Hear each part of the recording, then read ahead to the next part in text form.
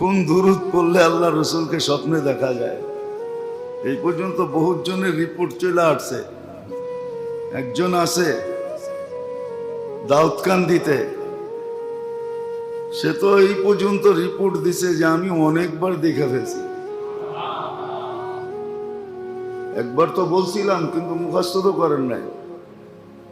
একবার না কয়েকবার বলছি,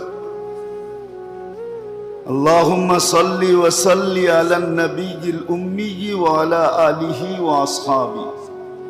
এই দুরূদ যে সকাল বিকাল 200 বার পড়বে, যত বেশি পড়তে পারে তত লাভ। আল্লাহ রসুলকে স্বপ্নে দেখবে।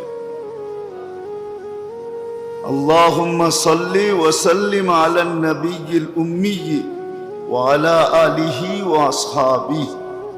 এই দুরূদ যে পড়বে